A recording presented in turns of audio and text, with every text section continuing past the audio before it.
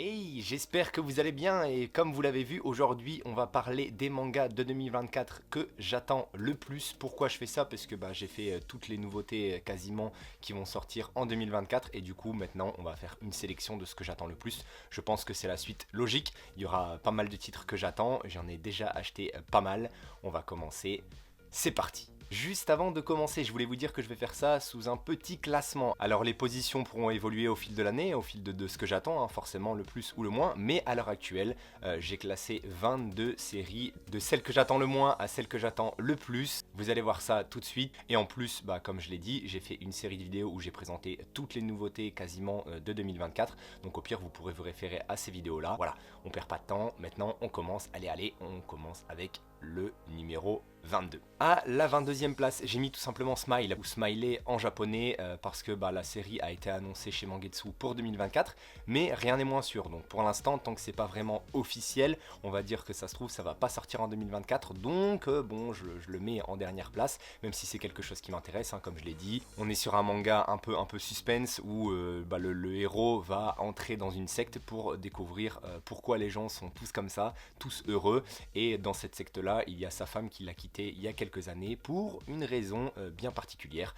Voilà, donc Smiley en 22e place. À la 21e place, je vais mettre Kemutai Anashi dit Vie d'ensemble au-delà des mots. Pourquoi je le mets à la 21e place? Parce que j'en ai parlé dans ma dernière vidéo justement des sorties. Naban m'ont envoyé un DM, ils ont regardé la vidéo, donc j'ai trouvé ça hyper cool. Et par contre, ils m'ont un peu corrigé sur le synopsis et donc du coup, ça m'intéresse encore plus. En gros, c'est deux mecs qui vivent ensemble, voilà, il n'y a pas forcément de relation entre les deux, ils vivent juste ensemble, voilà, ils kiffent leur vie ensemble. Alors il y en a un apparemment qui a des sentiments, l'autre on ne sait pas trop, et on va surtout avoir cette tranche de vie où on va pas être intéressé que sur ces deux personnages là, mais tout un ensemble de personnages.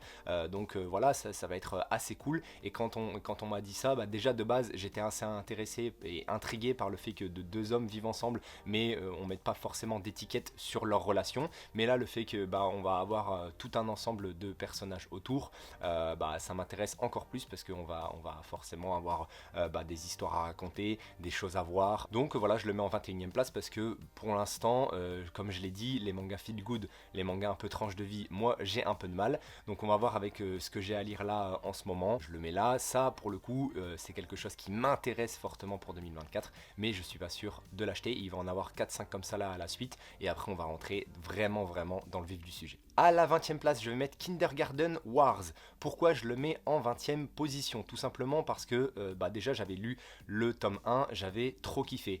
Mais bon, c'est à voir comment ça se déroule, à voir comment ça prend de l'ampleur, puisque on est sur une femme qui est sortie de prison pour tout simplement garder des enfants de familles riches, de familles aisées.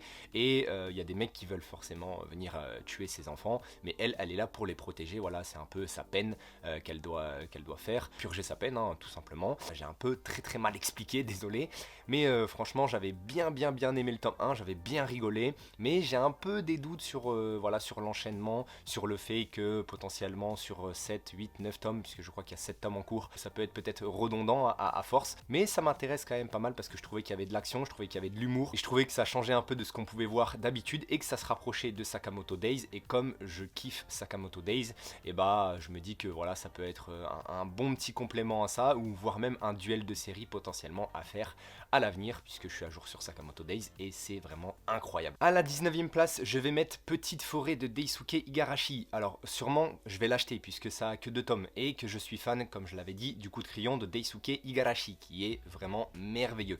Et vu que c'est une de ses œuvres à lui et que potentiellement j'aimerais bien me faire un set complet de Daisuke Igarashi, je ne veux pas passer à côté. Mais pourquoi je le mets seulement en 19e place? C'est en 2 tomes, donc peut-être que je vais être déçu par la fin, peut-être que l'histoire elle va pas assez être développée, et au-delà de ça, l'histoire en elle-même, le synopsis en lui-même ne me parle pas forcément, puisque on est sur une femme qui vit aux alentours d'une forêt, dans une campagne, et elle va faire à manger, elle va préparer des petits plats pour justement ses villageois, pour entre guillemets apporter de la bonne humeur, etc.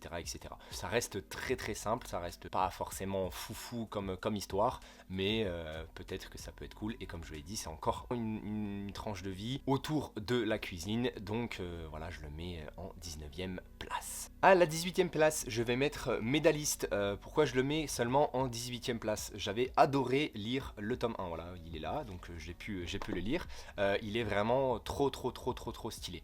Mais je le mets en 18e place parce que les mangas de sport, il y en a qui m'intéressent fortement, il y en a que j'espère qu'ils vont sortir cette année, et je me réserve cet argent-là pour acheter ceux qui vont potentiellement sortir. Puisque si vous attendez jusqu'à la fin de la vidéo, je vais vous mettre un petit bonus des mangas qui n'ont pas encore été annoncés, mais que moi j'attends fortement, et il faut que je garde un peu d'argent pour acheter ça, qui m'intéresse plus que Medalist, même si je le répète, Medalist c'est incroyable, donc peut-être quand même que je vais le faire, peut-être. Voilà, peut-être que cette année on va se ruiner, ça dépend de comment j'avance dans mes lectures, puisque j'ai une pile à lire énorme, peut-être que j'en ferai aussi une vidéo. Voilà, j'ai teasé plein de trucs pour la 18e place, c'est ça? Oui. En 17e position, je vais mettre Tokyo Cannabis. Pourquoi je vais mettre Tokyo Cannabis en 17e position? Je vais vous le dire, encore une fois.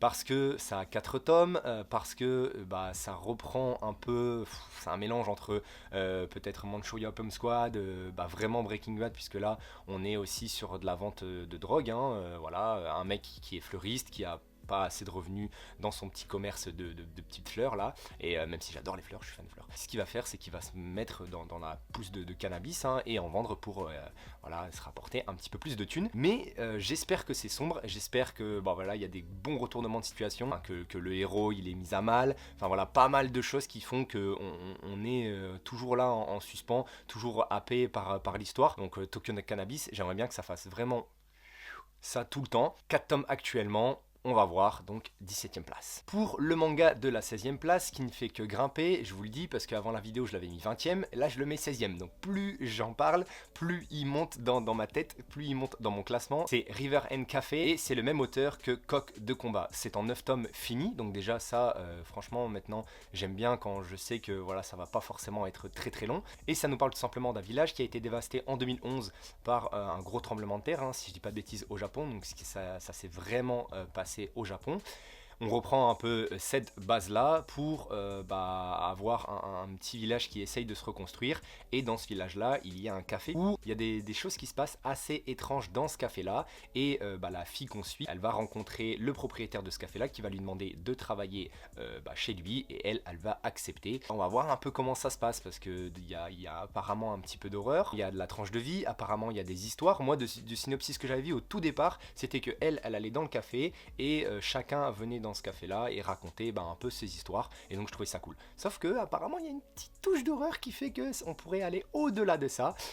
Donc ça m'intéresse encore plus, donc on va voir ça de plus près. Ça, je pense que ça va être aussi un achat. En 15e position, on va avoir Song About Green, et c'est en 2 tomes finis, ça sera chez Casterman Saka, et c'est sûr que je vais l'acheter. Pourquoi? Parce que c'est qu'en 2 tomes, parce que les couvertures sont juste incroyables, et parce que le dessin a l'air vraiment sublime. Entre manhwa et manga, 2 tomes, une histoire d'amour centrée autour de la musique. Donc voilà, moi j'ai vu les couvertures, j'ai craqué, voilà, je suis tombé sous le charme des couvertures, je les trouve vraiment sublimes, incroyablement belles. Donc voilà, je vais pas épiloguer plus que ça, mais ça va être sûr et certain que c'est un achat. Donc j'ai hâte que ça sorte, en espérant bien sûr que l'histoire me plaise et qu'elle soit à la hauteur des couvertures, parce que je vous dis, je suis trop fan, donc je suis en train de me hyper de fou, mais il va falloir que je fasse redescendre un peu ça, sinon comme d'habitude je risque d'être déçu. À la 14e place, on aura Le Cri du Kujima, et ça aussi ça va être un achat pour moi pour sûr. Alors voilà, cette année, si vous voulez vraiment avoir pas mal d'infos sur les mangas, si vous voulez avoir pas mal d'avis sur ce que je vais acheter, vous êtes à la bonne place, parce que je vais vraiment me ruiner, c'est sûr et certain. Et on est qu'au début de l'année, hein, donc il n'y a pas encore tout qui a été annoncé. Je le mets que en 14e place parce que justement c'est une tranche de vie, et comme je vous l'ai dit, pour l'instant j'ai un petit peu de mal avec ça, mais là on est sur un peu une créature un petit peu spéciale. Un mec va rencontrer dans la rue, il va se dire oh, elle parle cette créature, sauf qu'elle a la dalle, cette créature elle a la dalle, elle va venir bouffer chez ce petit gars là, et au final elle va squatter, voilà, elle va squatter. On va suivre un peu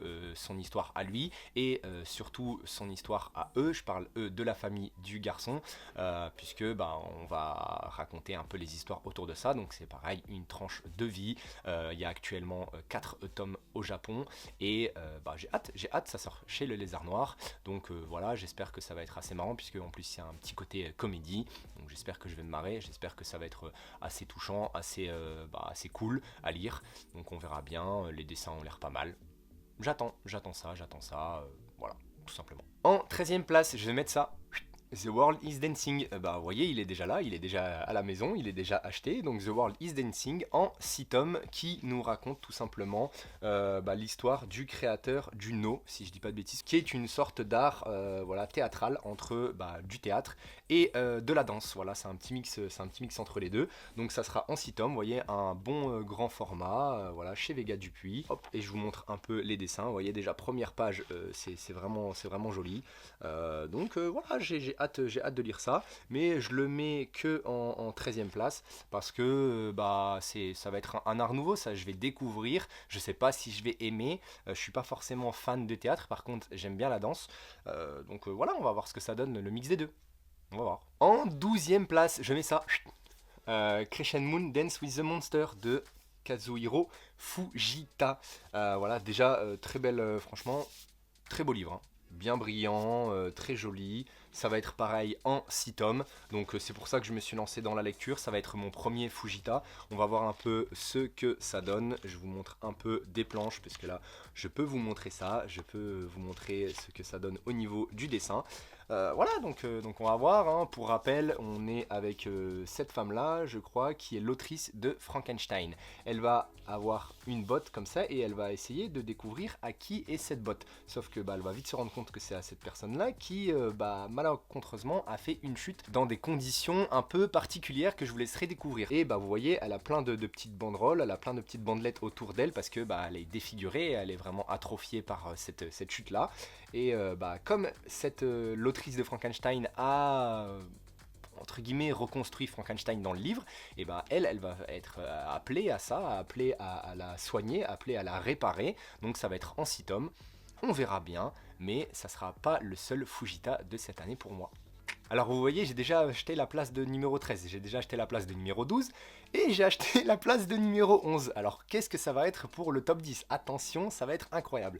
Welcome Back Alice, voilà, de Shuzo Oshimi, hein, qu'on ne présente plus avec Les Liens du Sang que je n'ai pas encore lu. Alors Welcome Back Alice, ça nous parle de quoi? Ça nous parle d'un triangle amoureux avec lui, avec elle et avec elle qui avant était lui, voilà, tout simplement, puisque lui il est amoureux d'elle, elle est amoureux de l'ancien lui, et lui il va déménager et il va rentrer au lycée, et au lycée il va toujours être sous le charme de cette fille là, sauf que bizarrement il va être sous le charme de son ancien camarade qui est devenu sa camarade. Voilà, triangle amoureux un petit peu particulier. Shuzo Oshimi, ça va être spécial, ça va être peut-être malsain, ça va être peut-être très bizarre. Au niveau du dessin, ça reste très très simple, mais ça fait le taf. Vous voyez ce visage là qui vient vous oh là là, non mais ça va être cool. Donc voilà, 11e place pour Welcome Back Alice. À la 10e place, je mets Hellsing. Pourquoi je le mets que en 10e place? Parce que déjà, on ne sait pas si ça va sortir. Normalement, ça devait sortir en janvier, c'est retardé en octobre. Octobre. Est-ce que c'est bon pour vous? Et c'est grave de faire ça, de prévoir le tome en janvier et de le décaler à 9 mois plus tard. C'est trop. Donc, édition de luxe de Hellsing, en 10 tomes. De base, c'est en 10 tomes. Là, je sais pas si ça va être en 10 tomes, mais bon, ça risque d'être vraiment très bon. Mais voilà, c'est retardé, donc je le mets qu'en 10e position. En plus, ça risque d'être très cher. Chez Delcourt Tonkam, on connaît leurs tarifs, on sait quel prix ils pratiquent. Voilà, mais le chara design du perso est incroyable. Voilà, l'histoire a l'air bourrée d'action, donc c'est quelque chose qui m'intéresse fortement. Donc 10e position. En 9e place, je mets ça. Et oui, je l'ai aussi acheté. L'End de Kazumi Yamashita, donc chez Mangetsu, hein, avec des covers un peu refaites. Franchement, je pensais pas que le tome allait être aussi big, hein. Il est vraiment très gros. Bon, après, est-ce que la prise en main, j'ai jamais eu ce genre de format, donc je sais pas si la prise en main va être top ou non. En tout cas, le papier, voilà, papier un peu journal, papier un peu cresson, comme j'ai l'habitude de le dire, c'est ce qui fait la jaquette. L'End, voilà, qui va être en 11 tomes, donc c'est aussi pour ça que je me lance dans la lecture, je sais que je vais pas dépenser des 1000 et des 100, que normalement, potentiellement cette année, ça devrait être terminé, fini, je pense. Voilà, je vous montre un peu les dessins. Ça a l'air assez cool. Au niveau du synopsis, on est bien sûr sur un village qui est protégé, je sais pas, par des dieux, par des sortes de grandes statues. Pour l'instant, je n'ai jamais été très précis sur ça. J'arrive pas à trouver le mot, à chaque fois il est dans ma tête, mais je n'arrive pas à le sortir. Mais bref, il y a des êtres des êtres vraiment gigantesques qui protègent le village. Ces êtres-là demandent parfois des choses un petit peu particulières. Cette fille qui est ici, elle va essayer d'aller au-delà des montagnes, donc les montagnes qui font tout le tour du village, pour voir ce qui s'y passe, pour voir ce qui s'y cache. Comme je vous l'ai montré, le dessin a l'air assez cool. Ça a l'air vraiment pas mal. Donc voilà, je l'ai mis en 9ème place en espérant ne pas être déçu. Parce que pour le coup, je peux vous assurer que si je suis déçu sur ce titre-là, franchement, je baisserai mes attentes au niveau de Mangetsu. Voilà. Normalement, ça devrait pas être le cas, mais si ça c'est nul, Mangetsu, pour le coup, je vais quand même être un peu moins chaud sur leurs titres quand ils vont être annoncés maintenant. Voilà. On verra bien. À la 8ème place, j'ai mis Cocon, voilà, qui est ici. Je n'ai pas encore lu de Machiko Kyo, une histoire qui est centrée autour de la guerre. Elle est infirmière. On va suivre son groupe d'infirmières pendant la guerre. Donc pas quelque chose de très joyeux, pas quelque chose de très positif, mais elle va essayer de se rappeler de tout ce qui se passait avant la guerre, de tous les bons souvenirs qu'elle en avait. Et vous voyez, au niveau du dessin, on est sur quelque chose de très simple, hein, encore plus simple que tout ce que je vous ai montré pour le moment, mais c'est justement ça qui m'a attiré, et c'est surtout, bah voyez, cette magnifique couverture. Franchement, elle est juste sublime, elle est trop belle, plein de couleurs. Voilà, j'adore, et ça devait sortir en 2023. Là, c'est enfin sorti, donc forcément l'attente a été de plus en plus forte pour moi, donc je l'ai mis en 8ème place, un petit one shot. J'ai hâte de me lire ça incessamment, sous peu, peut-être même après la vidéo. En 7ème place, je vais mettre Fashion, qui sera complet en 5 tomes. Ça sortira chez Les Arts Noirs et ça parle tout simplement de mode, où on est avec un héros qui s'occupe un peu de tout ce qui est projection, de tout ce qui est lumière pour une chaîne de télé locale, et il va faire la rencontre de Jean, d'un étudiant en mode qui va lui demander de faire son premier défilé, et lui il va être attiré par ça. Il va être obligé de dire oui parce qu'il adore la mode, parce qu'il a des contacts, parce que justement il sait déjà un peu mettre en scène via son taf. Et il va vite se rendre compte que Jean, c'est potentiellement quelqu'un qui manipule tout le monde. Voilà, c'est comme je l'ai dit en 5 tomes, donc pareil c'est court, même si chez Les Arts Noirs c'est quand même 13 € le tome, c'est assez cher. Mais c'était quelque chose qui devait sortir en 2023, ça sort enfin en 2024, on n'a pas de date de sortie, mais j'espère très rapidement. Et ça parle de mode, j'aime bien la mode. Donc on verra si c'est cool, on verra si je suis pas déçu par ça, parce que c'est pareil, la hype commence à fortement monter en moi, donc on va encore faire redescendre tout ça. À la 6ème place, boum, Beautiful Place. Vous voyez cette magnifique aussi couverture, j'adore le chara-design de cette meuf, elle est trop stylée. De Jiro Matsumoto. Alors pour le coup il n'y a qu'un seul tome en cours au Japon, je crois, donc il est là. on l'a également en France, hein. Je sais pas pourquoi ça met autant de temps, pourquoi ça prend autant de temps à être sorti au Japon, mais voilà, si on l'a, au moins je sais que je vais pas me ruiner, donc c'est pour ça aussi que je l'ai.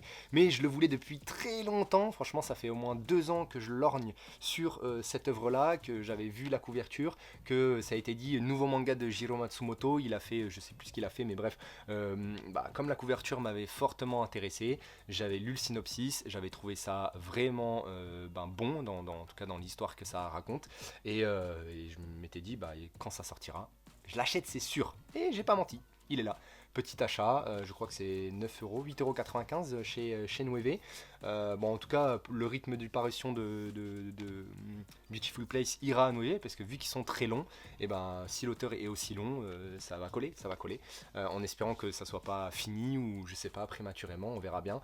Mais voilà, je vais vous montrer juste les dessins et après j'en parle plus parce que j'ai rien d'autre à dire. Si vous voulez vous intéresser, j'ai fait une vidéo dessus pour le synopsis. Ça a l'air vraiment très bon. Les dessins, franchement, j'aime vraiment bien. Pareil, on dirait un peu un mix entre Daisuke Igarashi et je ne sais pas qui, mais c'est très simple. Franchement j'adore. Donc voilà, Beautiful Place, il est là. J'ai hâte de me lire ça, même si ça fait chier parce que si le tome 2 il sort dans 6 mois ou 1 an, je devrais relire le tome 1. Mais au moins il est là, au moins il est à la maison.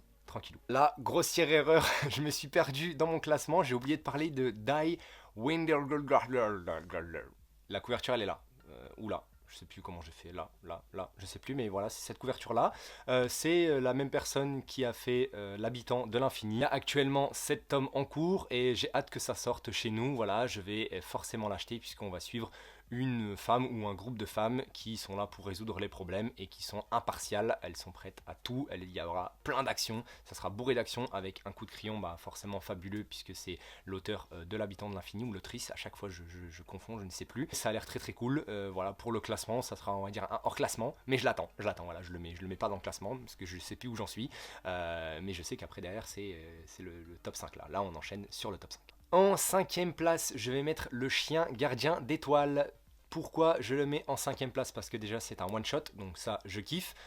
Parce que ça nous parle d'un Shiba et de son maître. Je le répète, bon, je suis toujours attaché à mon petit Shiba que j'avais avant. Et là, on va suivre les traces de ce Shiba et de son maître à travers quelqu'un qui a découvert malheureusement leur corps. Donc le chien, je crois qu'il date de 3 mois et l'homme, son cadavre, on va dire ça comme ça, date de 6 mois. Voilà, donc il y a un petit écart entre les deux. Donc il va essayer de reconstruire un peu leur histoire.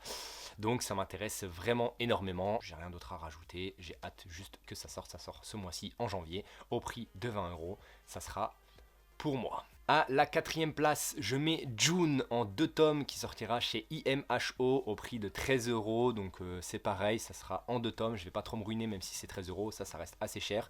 Mais June, je l'attends fortement parce que je m'y attendais pas. c'est un peu contradictoire. Mais je l'ai découvert en faisant justement ma petite série de vidéos de nouveautés. J'ai été touché par le dessin. Vu que c'est potentiellement quelqu'un qui a concurrencé ou qui a même travaillé avec Osamu Tezuka et qu'on est sur du vintage et que moi j'ai adoré les dessins de Osamu Tezuka à travers Dororo, la seule œuvre que j'ai lue pour l'instant, hein, désolé si j'en ai pas lu d'autres, mais là j'ai envie de m'intéresser un peu à son concurrent qu'on appelle le roi des mangas. J'ai plus son nom, je m'excuse, je suis un gros enfoiré, mais voilà, j'ai hâte de lire ça, un manga en 2 tomes qui nous raconte un peu son histoire puisque on va suivre quelqu'un dans un voyage onirique qui veut devenir mangaka. Et à travers ça, il va avoir des stops, il va lui mettre des barrières à travers l'image de son père qu'il ne veut pas qu'il soit mangaka. Énormément d'illustrations, énormément de dessins, très peu de dialogue, voire pas du tout. Voilà, c'est quelque chose que j'adore aussi, hein, comme j'avais adoré Tsumunie, on va dire pour le côté qu'il n'y a pas de dialogue. Mais voilà, j'attends ça avec impatience. Ça devait sortir en janvier, ça a été décalé à février. J'espère que ça ne sera pas trop décalé, mais j'ai hâte.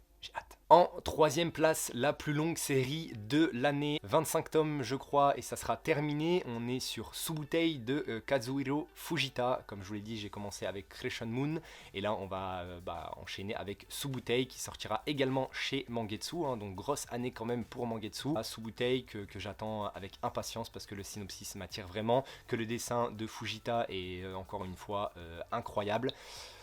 Donc voilà, rien d'autre à rajouter, je l'attends avec impatience, sur un format un peu comme The World is Dancing que je vous ai montré tout à l'heure, il me semble, en tout cas le même format que Karakuri Circus, pour suivre bien dans la collection. Dommage que justement Crescent Moon ça soit pas aussi grand, apparemment ça devait l'être mais ça n'a pas été le cas.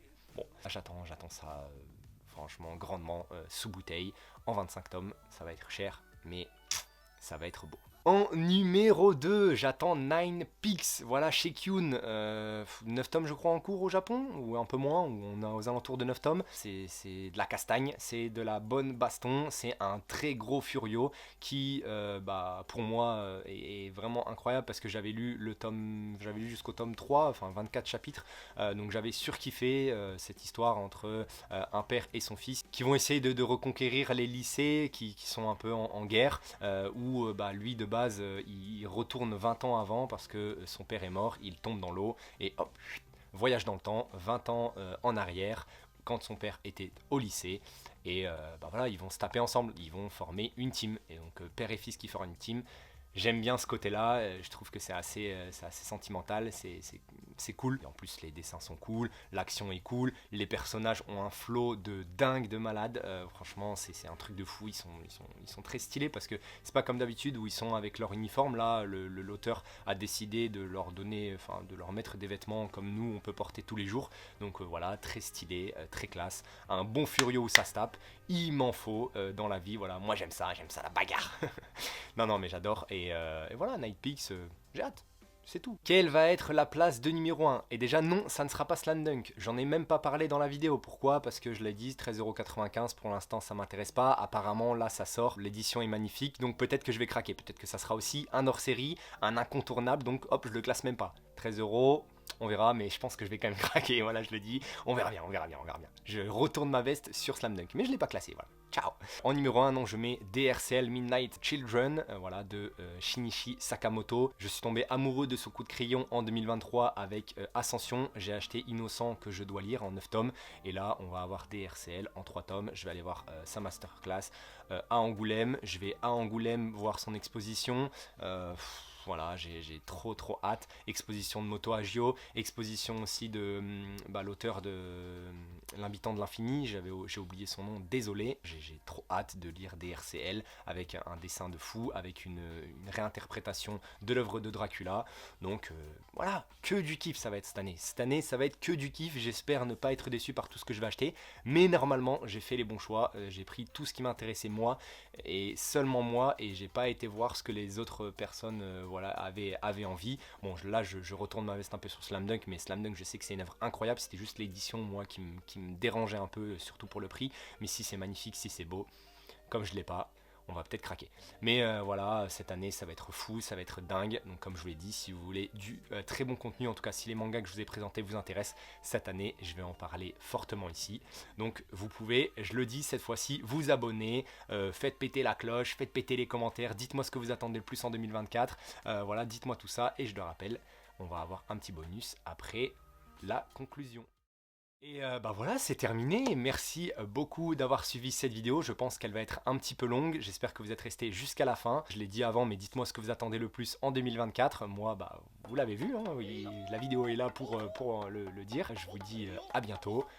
Tanoshimo. Mais j'ai peut-être changé pas. Je sais pas encore. Hello, ceux qui sont restés, ça va être le petit moment bonus. C'est les mangas qui n'ont pas encore été annoncés chez nous en 2024, en tout cas pas officiellement, mais que moi j'attends avec impatience. On a premièrement Moonlight Act, très difficile à dire quand on veut faire ça rapidement, de Katsuhiro Fujita. C'était sorti chez Kazé avant, maintenant Crunchyroll. Ils ressortent IQ, ils ressortent Kuroko Basket, donc potentiellement qu'ils vont sortir Moonlight Act. On attend ça avec impatience. Un autre manga que j'attends s'appelle Red Dogs et c'est la même personne qui a fait Golden Kamui. Pourquoi je l'attends? Parce que ça parle de hockey sur glace et que j'adore le hockey sur glace. Donc voilà, j'ai commencé à lire les 2 premiers chapitres. Le dessin est cool. Après, à voir maintenant quand on va entrer dans le vif du sujet parce que pour l'instant sur les 2 premiers chapitres, il n'y a pas encore eu de hockey. Donc j'attends de voir ça, j'attends avec impatience. On est sur quelqu'un qui était patineur artistique avant et qui maintenant va un peu se convertir justement au hockey sur glace. Voilà, donc il a un talent sur la glisse, mais on ne sait pas si avec la crosse il est chaud. Mais franchement, même hier, j'ai vu le top 5 des actions de la semaine en hockey sur glace et c'est fou comme sport. Franchement, j'aurais trop voulu faire ça dans ma vie, c'est trop stylé. Les mecs, c'est des monstres. Ensuite, j'attends des drivers de Kuji Mori, peut-être chez Vega Dupuis, puisqu'ils ont Holy Land, puisqu'ils ont Genesis. Voilà, donc des drivers, nouveau manga de Kuji Mori. On va voir ce que ça donne. J'ai hâte que ça sorte, puisque j'ai pas pu le lire en scan. Peut-être que si ça sort en scan, je le lirai. Mais voilà, c'est quelque chose que j'attends fortement. J'ai pas forcément de synopsis, je sais juste qu'il a sorti un nouveau manga, un peu SF en plus. Donc j'attends ça, c'est tout. Une autre œuvre également que j'attends, c'est la nouvelle œuvre de Inyo Asano qui s'appelle Mujina Into the Deep, ou un truc comme ça, Mujina Into Deep, je sais plus exactement. Mais je suis en train de lire quand j'ai le temps les scans. Voilà, j'aime bien. Pour l'instant, c'est pas encore dingo, mais j'aime bien. Et comme je vais lire Bonnie Poon Poon cette année, et ben si je kiffe Bonnie Poon Poon, j'ai hâte que ça sorte puisque je m'achèterai Demon Destruction.